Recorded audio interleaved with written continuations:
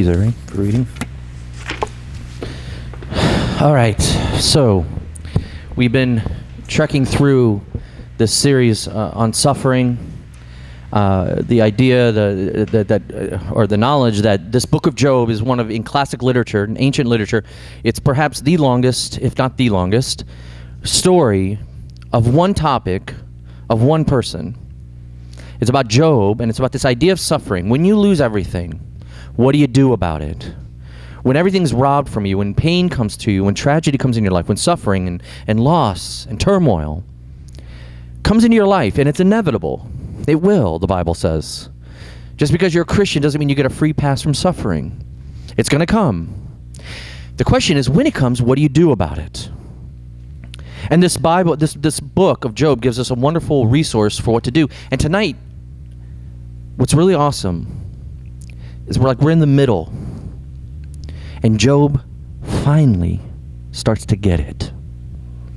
He starts to see the gospel within the suffering.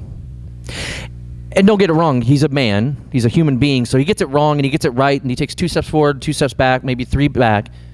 And his friends come to him, and of course we saw that last week, and they try to give him advice. They try to give him the reason why he's going through the suffering. Because that's the question, isn't it? Why? That's the question. Whenever suffering comes upon you and me, that's the first question that most people ask. Most modern, educated, intellectual people. And I've actually, to be honest with you, although we're a small community here, I've gotten emails from as far away as Africa getting on to me over the last couple weeks as to saying that the Bible, why doesn't the Bible say why? And me diminishing the reason of why. And if you look through the Bible, actually, by and large, the Bible is not so much concerned with the why of suffering. And in fact, like I said before, Job doesn't get an answer at the end. He doesn't get a why. He gets a what. And I've had people email me and say, well, I want to know why. And it bothers me that I don't know why. And all I can say is, well, look through the Bible. Because by and large, the Bible's not so much concerned with the why, but the what, the results. How to get through suffering and what it does for you when you do get through it. Because it's going to happen. And just knowing why, I'm going to pause it, and I'll probably get some more emails this week. Just knowing why suffering happens isn't necessarily going to help you get through it. Let me explain. I'll give a rather graphic example. Say after service, you're here at church and we're having coffee. And you're having a grand conversation with the person in front of you, and I, Pastor Aric, decide to walk up to you and smack you upside the head. Say I hit you as hard as I possibly can. I'm not going to do it, obviously. I'm a weakling. I don't hit. I couldn't fight myself out of a white paper bag. But say I was just to come up and clock you upside your head. And it hurts. And you say, why? I could give you a reason. I could give you a reason saying this or this or this or this is why. But it won't help the pain. You still have to deal with the pain of it. And your better question would be to say, what now? I don't care why you hit me. If I tell you why, that's an intellectual exercise. Why did I hit you? I'm in a bad mood. Why did I hit you? I don't like the weather outside. It doesn't matter why. It matters what now, because you have to deal with the pain in your head. I'm not going to hit you. But you see now, what the Bible is most concerned about is not necessarily the why, because the why doesn't necessarily get you through the suffering. It's the what and the what now. And Job tonight gives us a beautiful, beautiful, beautiful response. He finally gets it. The light goes on. See, remember, we talked about Job, if you weren't here the last few weeks, or if you're not familiar with the story so much, he's lost everything. He's a laughing stock. He's lost all of his wealth, all of his children. He's lost everything. He's scraping himself with metal and glass to get off sores off his body. His wife is telling him, curse it, walk away, get done with this. Everybody's laughing at him. Even his friends come to him and say, this is something that you did for yourself. You got yourself in this trouble. He's alone. He's depressed. He's at the bottom. What do? You look up.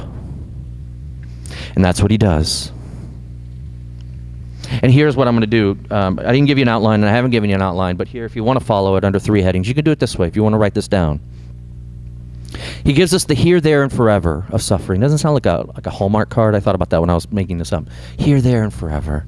Sounds nice, right? But here, the comfort of presence. There, the challenge of the future glory, and the forever, the joy of the resurrection that comes through suffering. He gives us the here, the there, and the forever. Why me, Job would say. But now, he's not looking for explanation. He's looking for vindication. He sees justification. And it's when he starts to turn the corner in the middle of this book, or kind of the middle.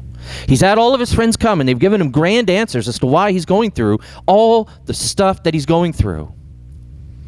And it doesn't make one difference for him. So he looks up from the gutter, and he sees the here and the there and the forever of suffering. Here, first, the comfort. Look at this. Go back to your passage in verse 20. The here, presence. He prays to God and he says, if you grant me two things, and commentators kind of say, well, he only asked for really one thing. But here's the one thing that he does ask for. Don't turn away from me, God. I need your face. Look at verse 20. Not hide myself from your face. Verse 24. The face, the face. He says, I need your face. Interesting. He doesn't say, God, why are you doing this to me? He simply says, I need to see your face. Job's praying what many people at this time would have prayed. It's a Hebrew idiom for the face. I guess the modern way to say it is this. What's the worst thing somebody can do to you? Turn their back on you. Or they say, talk to the hand. Well, why do we say talk to the hand? Because it's demoralizing when somebody won't look at your face when they're talking to you. And Job is praying here, and he knows the only thing that's going to comfort him through the suffering is God's very presence. This is why do you think Moses on the mountain says, let me see your presence? And God says, you can't handle this. Job says, I can get through anything if I just see your face. Don't turn your back on me, please. This is progress, by the way. Because in the previous chapters with Job and his friends going back and forth in this poetic banter, Job is looking for an explanation. Now, he just wants the face. In essence, what he's saying to God is, if you just look at me, I can get through this. Don't show me the hand, don't show me your back. I don't even need an explanation, Job would say. I don't need a why. I need a face. He understands something here about suffering. That suffering, getting through it, is not just an intellectual exercise. Do you know, here's the thing. A lot of people who look at the Christian faith, who look at life in general, will always say, why does suffering happen? Why do innocent people suffering? And that's a great intellectual exercise of a question to ask, but it won't help you get through the suffering. It's as if I went to you and I said, listen, do you know the distance between here and the moon? I have no idea what the distance between here and the moon is. Maybe you do. But if I told you that, that's great for your head, but it doesn't help you get there, does it? I could tell you how far it is from here to the moon. And that's a great intellectual answer, and it'll make your head tingle, and you'll be like, oh, this many miles. But it won't help you get there. And Job knows it. He doesn't need an explanation, because an explanation won't help him get through the suffering. Let me put it another way. Namsan Tower. If you're not a hiker, or you don't like walking upstairs, and you say, how do I get there? You're new to town. Maybe you guys are all old to town. You know how to get there. But maybe just pretend you're new, and you don't know how to get to Namsan Tower. And I say, here, I'll draw you a map. That doesn't help you get there. It gives you the intellectual faculties to understand where to go, but it doesn't give you the strength to get up those steps. And I'm old, and I'm out of shape, and I breathe heavy when I go up those steps. You need strength. You need the presence of someone who's going to help you up the steps, through the journey. This is amazing for Job, because what he's starting to realize is he doesn't need the explanation for the suffering. He needs the presence of God to be his comfort in the suffering. Don't hide your face from me, he says. I can get through anything as long as I know you're looking at me and you haven't turned from me. You don't need a map to get through suffering. You're going through suffering, you come to me and you say, Pastor, I want some advice, and I can give you a boatload of advice, and I can point you to all the Bible passages that tell you everything. That's a map. It's not presence. That's not somebody who's going to hold you and cry with you. That's not a God who says, I've been lonely. That's not a God who says, I've been in the dark, I've been in the cold, I've been dejected and rejected. This is what Job wants. He wants a God who's been betrayed. He wants a God who's been abused. He wants a God who's been neglected. In Jesus, we see this fulfilled. It's not a map. It's a journey, and it's a hand-holding process through the journey. Let me put it this way. Let me tell you a story. Many of you guys know, whenever I've talked about suffering, I have alluded to some of the suffering that I've gone through in my life. And there's been some boatloads of that. And I'm not going to dwell on that right now, because what I want to dwell on is somebody's response through that suffering when I was going through it. And many of you know that we lost our first child, a daughter, midway through the pregnancy. And it was a horrible time. It was a hard time of suffering, and I've talked about it. And through that time, I had many friends who were very compassionate, and they meant well, and I know they were well-intentioned. And they would offer me Bible verses, and they would say, God doesn't give you more than you can come, whatever that is, and come out of it. And I understand it, and it's all true, and it was all good. But you know what? I hardly remember any of that. You know what I do remember? We were living in Washington, D.C. at the time, and I remember a friend of mine who called me and said, we're going to play soccer today, because I love playing soccer. Pouring rain. Nobody was out. He picked me up. We drove to the field at Georgetown University. And in the pouring messiness of rain, we kicked a ball around that could barely even move on the ground. It was so drenched, and there's so much of a downpour. It was pathetic. I'm sure people looked out the window and said, what are these two idiots doing out in the pouring rain trying to kick a ball? That made all the difference. He didn't provide me a map. He gave me his presence. And this is what Job's saying. Don't tell me why this is happening. Just tell me that while it's happening, you won't leave me. That's the here. No 3-point sermons, no wonderful theology, no Bible verses. Job just says, don't hide your face from me. Let me know you're there. Next, he doesn't just stop there. It's not just the comfort of the presence, but it's the there, the future challenge of the glory. Look back at your passage in verse 7. Job brings in this very beautiful poetic metaphor. He says, at least there is hope for a tree. If it is cut down, it will sprout again, and its new shoots will not fail. He starts to understand what his suffering is going to do to him. He says, there's hope for a tree. You cut it down, and it grows back, and it's all the more beautiful for growing back. It's made more real, more substantial. Listen, I got rose bushes in front of my house. And you got to what? What do you do with rose bushes? I didn't even know this. Somebody had to tell me this. I'm an idiot. I have no green thumb. They said, Aric, if you want your rose bushes to look better next year than they do now, you need to prune them. I said, what is pruning? Google that. You know what it is? It's cutting them. It's trimming off the very thing that's beautiful. This rose, and you're like, oh, I don't want to trim it off. If I trim it off, it's going to make this ugly little stump of a bush. But next year it grows back all the more. And if it hadn't been pruned, it wouldn't grow back the same way. See what Job's saying here? He says, if a tree is cut down, it'll sprout again. There's future glory through the suffering, not in spite of it. Suffering produces greater glory, and I know that's really hard to hear. And if you're going through suffering at this moment, that's incredibly painful to hear. So you can close your ears now and maybe pick up the sermon later on when you're out of the suffering, and you can look back on it and reflect on it. I understand. It's hard to hear, but pruning, Job says, the tree, though it's cut, it grows, and it'll be all the more beautiful because of it. And if you don't believe Job, go back. 1 Peter 4:13, he says, but rejoice, inasmuch as you participate in the sufferings of Christ, so that you may be overjoyed when his glory is revealed.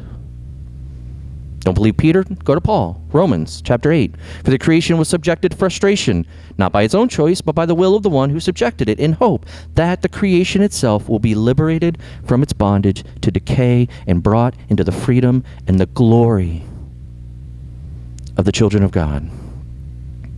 Glory. Paul says it. Peter says it. Job says it. He says suffering will produce glory. By the way, what's glory? If you go back to your Bible, the definition of glory is weight. stuff. Job says, though a tree's cut down, it'll be heavier when it grows. It'll be more beautiful when it grows again. It'll sprout again like a rose bush. Peter says it. Paul says it. It'll be made more real. You get more weight. Job starts to realize. Remember, he's not asking for the why. He's starting to know, I'm being cut down, but I'll grow more glory and weight from this, not in spite of the suffering, but through it. You become more real. Some of you may have saw on Facebook, I posted this. I love this part of the Velveteen Rabbit. What does it mean to be real? What does it mean when you say suffering produces glory and glory produces realness? The rabbit was sitting in the playpen one day and says, what is real? Asked the rabbit one day when they were lying side by side near the nursery fender before Nana came to tidy the room. Does it mean having things that buzz inside you and a stick-out handle? The skin horse responds, real isn't how you are made. It's a thing that happens to you when a child loves you for a long, long time. Not just to play with, but really loves you. Then you become real. Does it hurt? Asked the rabbit. Sometimes, said the skin horse, for he was always truthful. When you're real, you don't mind being hurt. Does it happen all at once, like being wound up? The rabbit asked. Or bit by bit? It doesn't happen all at once, said the skin horse. You become. It takes a long time. That's why it doesn't happen often to people who break easily, or have sharp edges, who have to be carefully kept. Generally, by the time you are real, most of your hair has been loved off, and your eyes drop out, and you get loose in the joints and very shabby. But these things don't matter at all. Because once you are real, you can't be ugly, except to people who don't understand. What's real? What's glory? What does it mean when Peter and Paul and Job and almost every other writer says that through your suffering, you see the glory? You get weight. You're pruned, but you'll grow back. Even more beautiful than you did because of the suffering. Why? Because you've been rubbed. You've been loved so much by your Creator, by someone who wants to hold you, someone that wants to hug you until it hurts. You got shabby, soft edges. You're able to be hurt. You know why? Because now you have weight. You're real. By the time you're real, most of your hair has been loved off and your eyes drop out, and you get loose in the joints and very, very shabby. But these things don't matter at all, because once you're real, you can't be ugly, except to people who don't understand. Job says, what hope is there for a tree? Because when a tree's cut down, it sprouts again. He's starting to get not just the comfort of the presence of God's face. He wants that. Don't hide your face from me.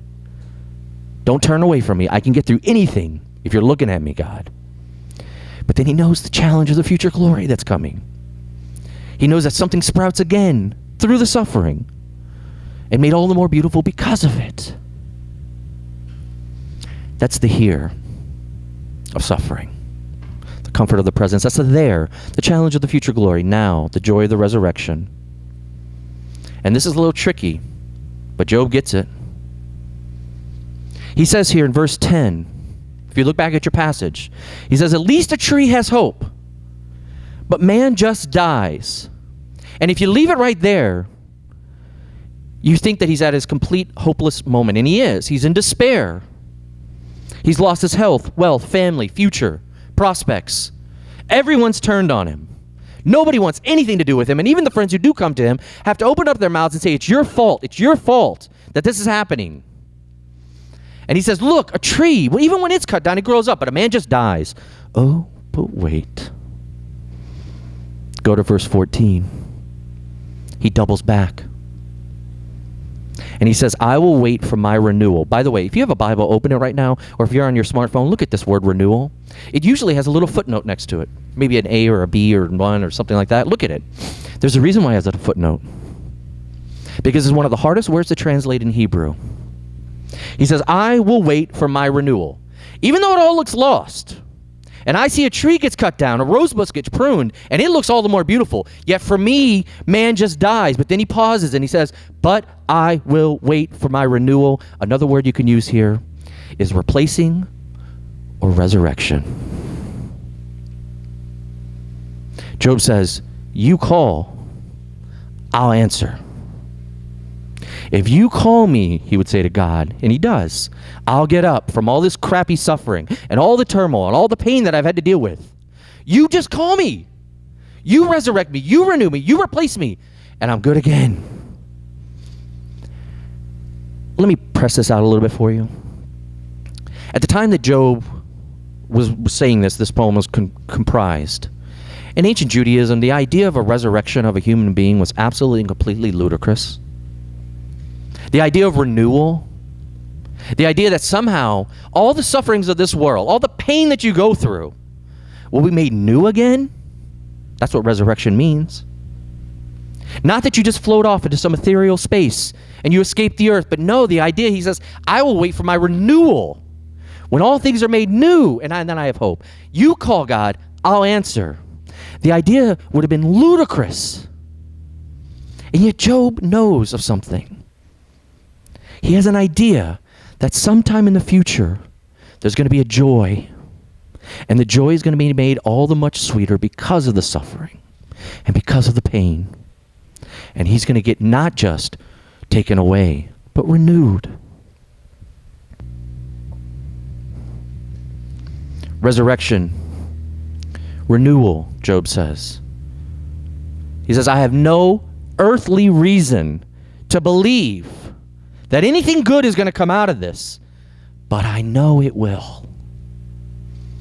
At the end, there's going to be resurrection. At the end, there's going to be joy. At the end, there's going to be renewal and replacement, Job says. That's hope. That's the only hope you get. Because again, I can come to you and give you all the whys of suffering. His friends do a magnificent job of that. And in the end of the book, God says, all of your friends have spoken really, really stupid things about me. They don't even know me. They had great advice and great theology, but no comfort, no glory, no joy. But Job, through his suffering, starts to see that there's going to be a resurrection. There will be a renewal. Here's what it means. Do you know what resurrection means? It means that in the end, all things will be made new. Tolkien, the Lord of the Rings, says, all the sad things will become untrue. Here's the joy of the Christian heart through suffering. It's not that you may get an answer to your suffering, because you may never. And it's not that the answer will be simple, because it never really will be, is it? And those of you who've gone through suffering and pain and loss and tragedy know that. There's no simple answer. But there's going to be joy and renewal. And all the things that frustrated you here now will be all the more beautiful in the end. This is why there's this part in that tricky book of the book of Revelation. Revelation 21. John says, then I saw a new heaven and a new earth, for the first heaven and the first earth had passed away, and there was no longer any sea. He says, I see a new one. I'm not getting whisked away. New's coming. Redemption, resurrection, renewal, replacement. All the suffering and all the tears. Listen, verse 2, I saw the whole holy city, the new Jerusalem, coming down out of heaven from God, prepared as a bride, beautifully dressed for her husband. And I heard a loud voice from the throne saying, now the dwelling of God is with men, and he will live with them. They will be his people, and God himself will be with them and be their God. He will wipe every tear from their eyes. There will be no more death, or mourning, or crying, or pain, for the old order of things has passed away. He who was seated on the throne said, I am making everything new. You see, that's the hope that Job has a glimmer of. Just a glimmer. But resurrection means this. It means all the things that were frustrating to you, all the things that were despairing to you, all the things that caused you hopelessness in this life will be redeemed. And like that rose bush and like that tree, you will sprout all the more for it, not despite it. There's this wonderful part in that book, not the book, sorry, I read too many books. Movies. I like movies. I watch a lot of movies too.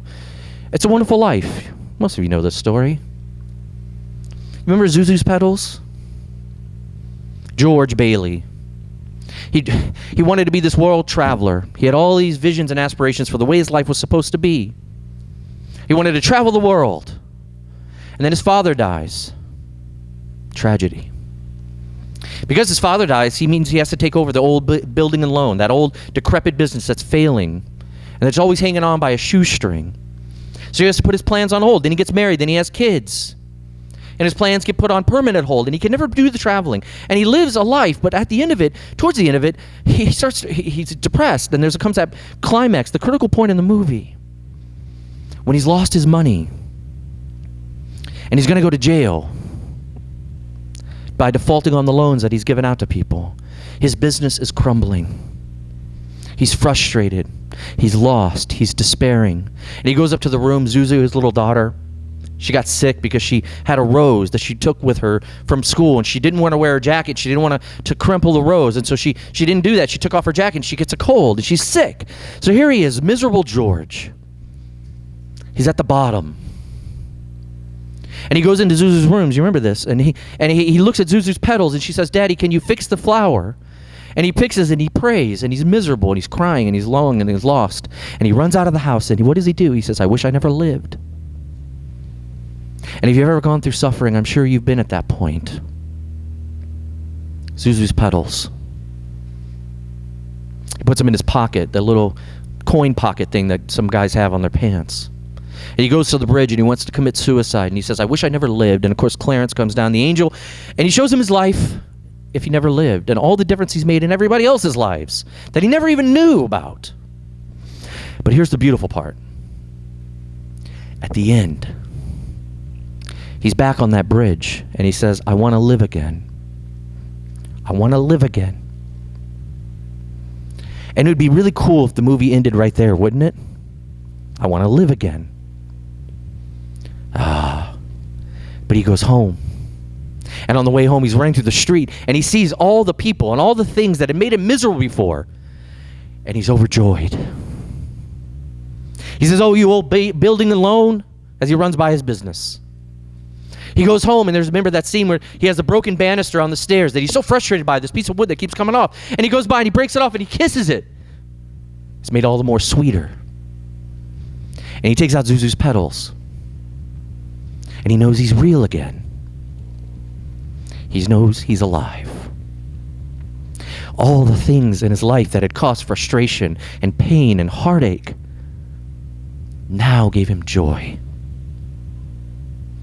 Because they were renewed. From Zuzu's petals to that broken banister to the end when he gets that Bible. And it says, "Dear George, remember no man is a failure who has friends. Thanks for the wings. Love, Clarence." His angel says, "Remember no man is a failure who has friends. Thanks for the wings." That's the good stuff. That's resurrection. That's renewal. He didn't just float away. He got all the things back that had pained him so, but now he was overjoyed to get them back. Do you see God as your friend through the suffering, renewing you? You need the here of his comfort and his presence. You need the there to see the future glory and the weight that you're becoming real. And though you may be shabby and your hair worn down and your buttons worn off and your eyes drooping and sagging, it's because you're being hugged into realness. And ultimately, everything is going to be renewed. Job says, "You call, I'll answer. I will wait for my renewal." As I close, there's this story of a famous Russian writer, and I'm going to butcher his name because I do not speak Russian. Alexander Solzhenitsyn was a writer in the 20th century, Russian writer. And he spent a long time in Siberian prison, and then a work prison, because he was an outspoken antagonist against the communist government. And he wrote some things. He was an author. He wrote some things that got him into trouble, and he went to a prison in Siberia, and then he finished out at a work camp in Kazakhstan. Hard labor for 8 years. The types of labor and the types of living conditions that I pray none of us in this room ever have to deal with. It was cold, it was miserable, it was lonely, and he never really thought he was going to get out. Although his sentence was 8 years, they kept dangling over his head that he would be in there longer. Finally, he gets out. And there's a famous story that he writes about where he goes to this office of an official, government official, who had admired some of his writing, and invited him to this really opulent big office. Plush chairs, warm fire, tea. And Alexander later wrote, he says this, and it's a famous line from one of his writings, he says, "It is impossible for a man who is warm to understand one who is cold. It is impossible for one who is warm to know one who is cold." Brothers and sisters, Jesus. He knows what it's like to be cold. He knows what it's like to be alone. He knows what it's like to be at the bottom. He knows what it's like to be mocked. And he even knows what it's like as he's suffering on the cross to be given petty advice. Remember the person who says, well, if you're truly the Messiah, then you can help yourself down from the cross. It's great advice, isn't it? He knew no comfort on the cross, only agony. He knew no warmth of the embrace of his Father, only cold hell. Do you see? Job had an idea of a resurrection. He had a belief in a resurrection. He had a belief and an idea in a renewal. You and I, we see it because he rose. That, in your suffering, will give you the here, the comfort of his presence, and it'll give you the there, the future of the glory, that you're going to be real. And it'll give you the joy of the resurrection because you see it, not as an idea or intellectual exercise, but as a reality of one who was cold, one who was alone, one who was abandoned, one who had lost everything. But he gets you. It's much better than Zuzu's petals. He's making all things new. Go in prayer now. Reflect on that and what it means for your life. Comfort, glory, resurrection.